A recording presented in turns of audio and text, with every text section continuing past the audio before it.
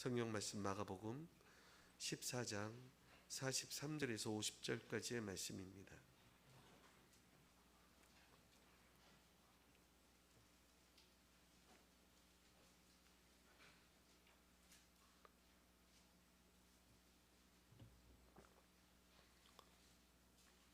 마가복음 14장 43절에서 50절입니다.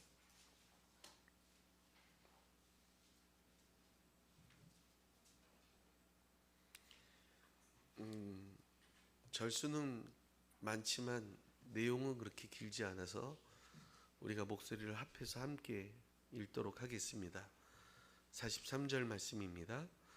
예수께서 말씀하실 때 곧 12 중에 하나인 유다가 왔는데 대제사장들과 서기관들과 장로들에게서 파송된 무리가 검과 몽치를 가지고 그와 함께 하였더라. 예수를 파는 자가 내가 입맞추는 자가 그이니 그를 잡아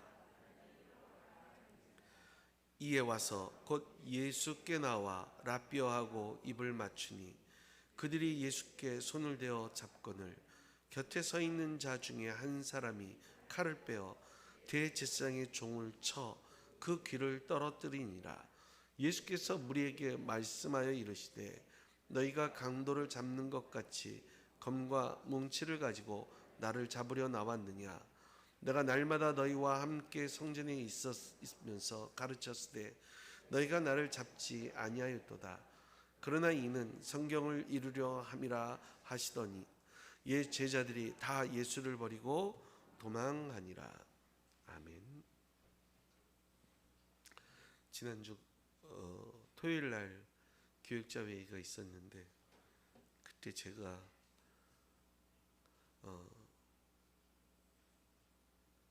믿음 없는 소리를 했습니다. 부교육자들이 그래도 60명은 더 올 것 같은데요. 그래. 아유, 내가 잘 알아. 찬양단하고 커피 봉사하는 사람만 있어도 돼. 근데 어리석은 얘기였습니다. 굉장히 많은 분들이 주일 2부 예배보다 더 많이 오셨네요. 감사합니다.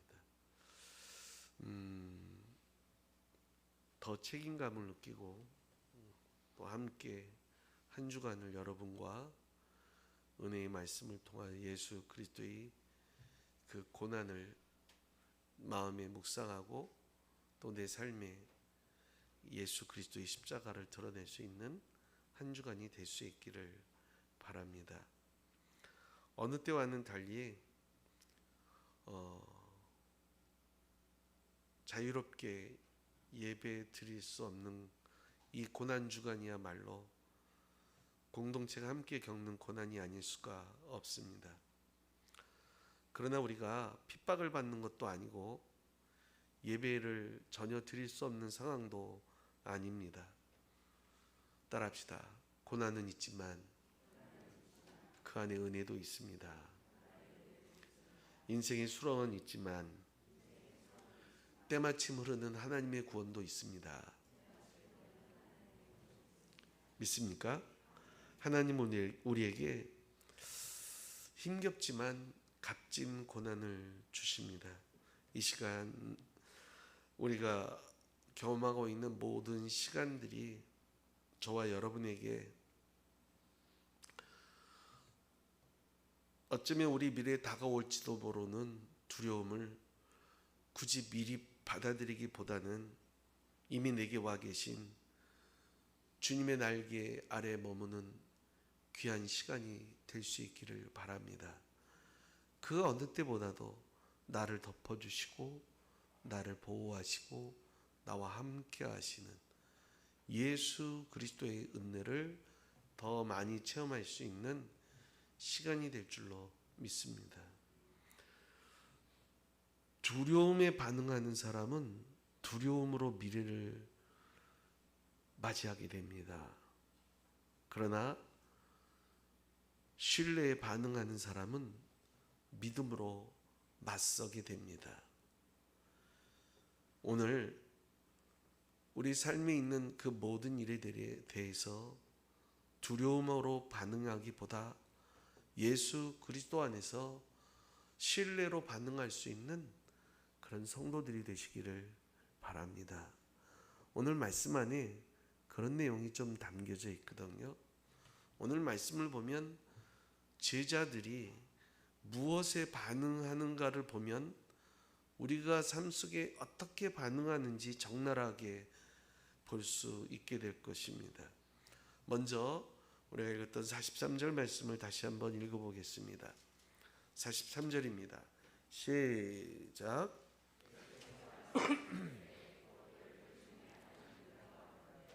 대제사장들과 서기관들과 장로들에게서 파송된 무리가 검과 몽치를 가지고 그와 함께 하였더라. 배신한 유다가 대제사장과 서기관들의 수하 사람들, 군인들과 함께 예수님 있는 곳으로 오는데 기도하는 겟세마네 장소였죠. 그것으로 오시는데 어떻게 오고 있어요?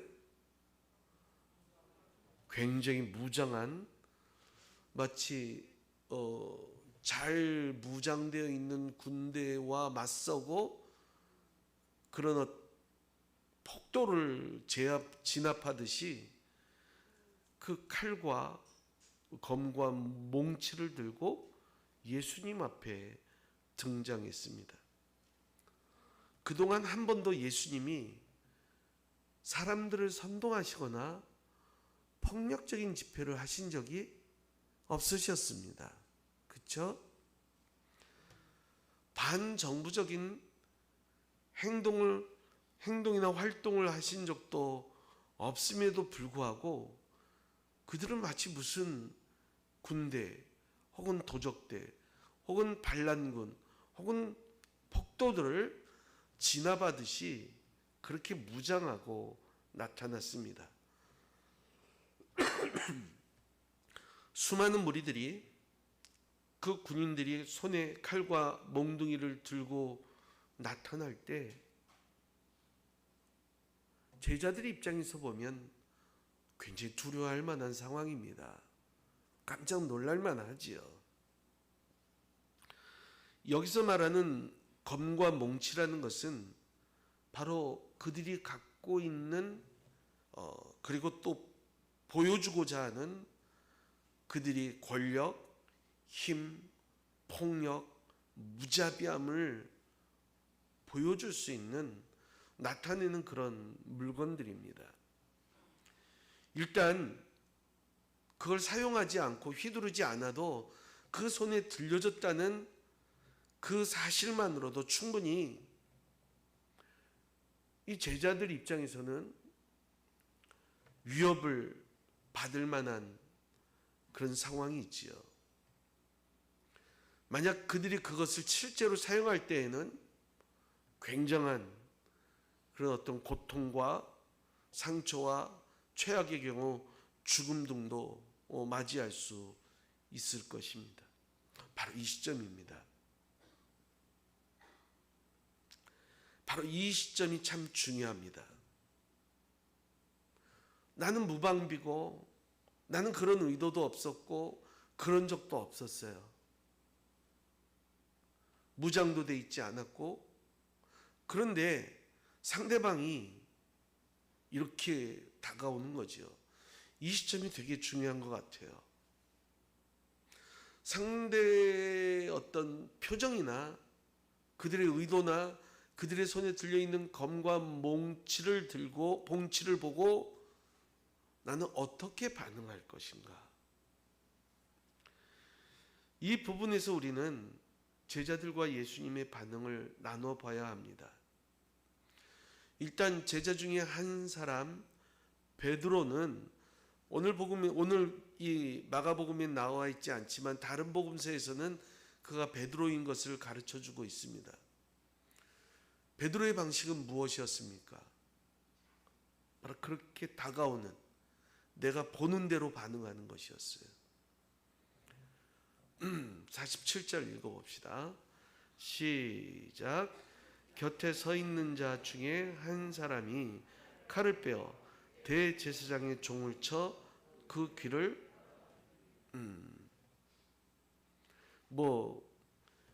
칼을 빼서 귀를 겨냥해서 내리친 건 아닙니다. 아마 내리쳤는데 상대방이 피하다가 귀에 스쳤던 것 같아요. 그래서 귀가 떨어져 나갔던 것 같습니다.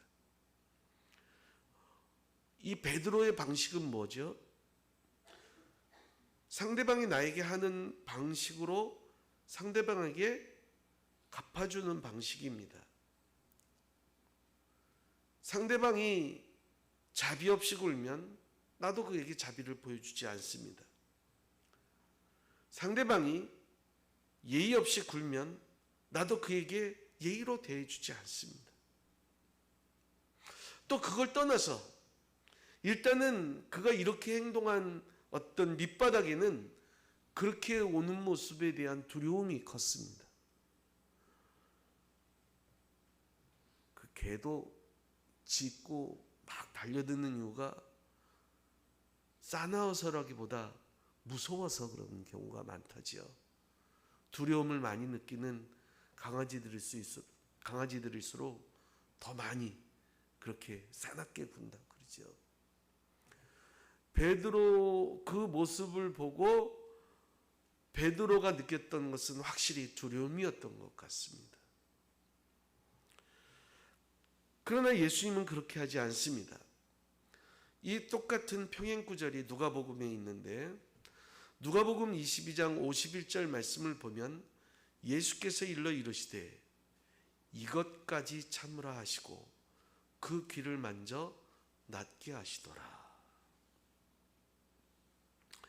이 51절 말씀에 오늘 제가 말씀의 제목으로 정한 내용이 담겨져 있습니다.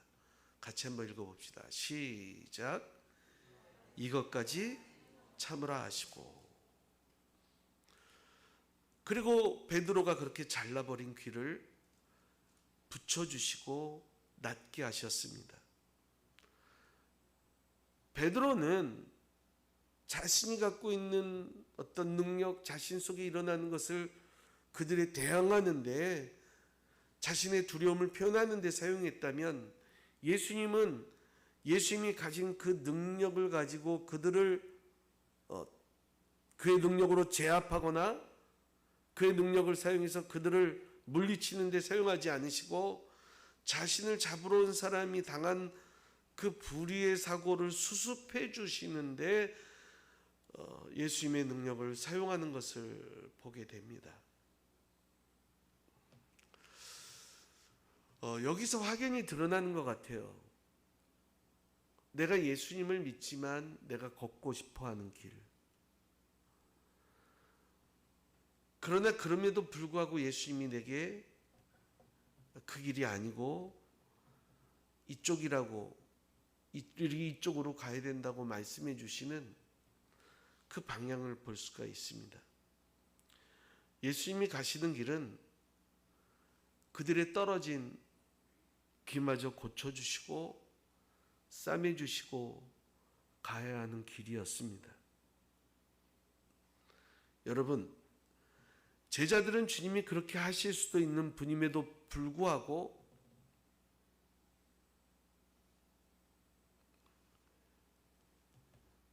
자신들은 두려움으로 반응합니다.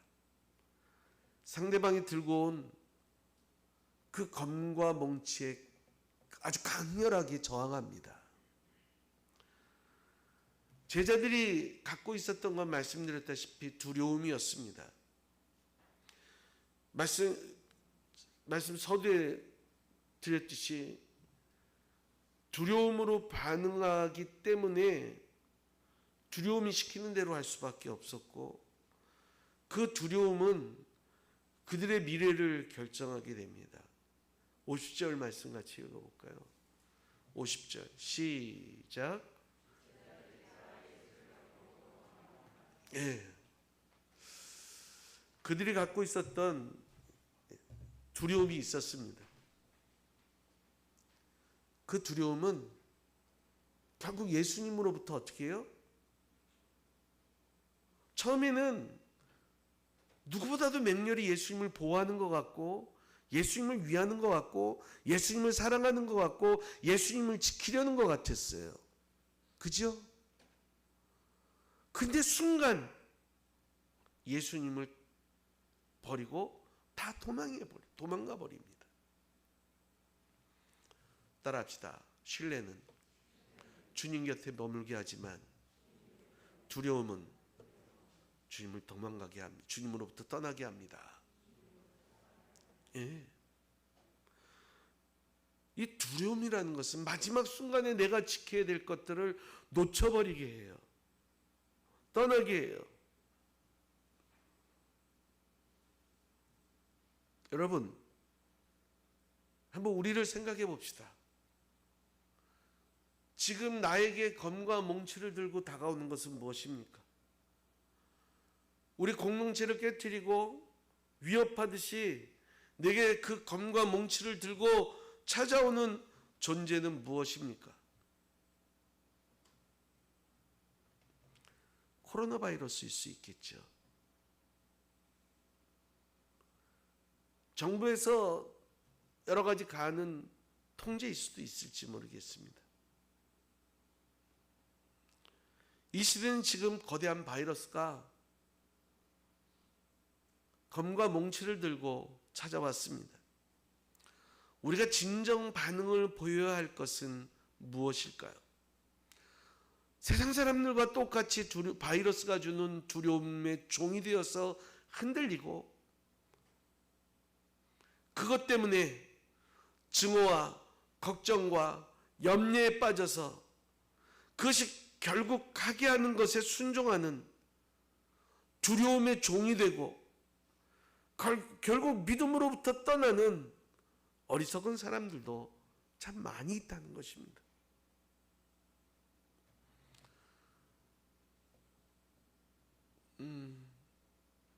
참 외롭고 고단하고 힘든 밤이지만 제자들 옆에 여전히 예수님 계십니다. 여전히 주님이 오늘 이 밤에도, 이 아침에도 저와 여러분의 곁에 계시는 줄로 믿습니다. 예수 그리스도의 능력은 여전히 원수의 상처마저도 싸매주시고 고쳐주시는 능력의 주님이십니다. 이 모든 과정을 통해서 내가 두려움이 아닌 더 큰 예수 그리스도에 대한 신뢰를 가지고 붙들어야 되는 길, 찾아야 되는 길, 가야 되는 길, 그것을 발견할 수 있는 성도들이 됐으면 좋겠습니다. 사랑하는 성도 여러분,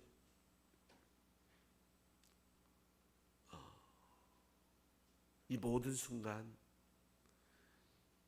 어떻게 보면 이것이 이제 이 땅에서의 뜻이 하늘에서 이루어진 것 같이 땅에서도 이루어지다라는 그 주기도문의 고백처럼 하늘에서 이루어진 그 뜻이 땅에서 이루어지는 최고의 클라이막스, 그것이 뭐죠? 십자가입니다. 십자가. 어떻게 보면 이 고난의 밤은 그 하늘에서 이루어진 뜻이 이 땅에서 이루어지는 클라이막스예요. 그 마지막 순간의 안타까움은 제자들이 50절 말씀처럼 예수님 버리고 도망가 버린 거예요. 잘해왔잖아요. 잘해왔잖아요. 근데 마지막 순간에 그 검과 몽치를 보고 두려워하고 결국 예수님을 버리고 떠나는 모습이 참 안타깝습니다. 성도 여러분, 오히려 이때가 이 땅에 있는 그 믿음의 공동체를 통하여서 하나님께서 하늘 뜻을 이루시는 가장 중요한 정점, 클라이막스인 줄로 믿습니다. 더 하나님 뜻을 찾고 더 하나님 뜻을 순종하고 내가 내가 감당해야 될 십자가가 무엇인가 더 찾을 수 있는, 두려울수록 더 그 주님 곁에 꼭 더 서서 그 주님과 함께 하늘 뜻을 이룰 수 있는 주의 종들이 다 되기를 주님의 이름으로 축원합니다. 우리가 찬양합니다.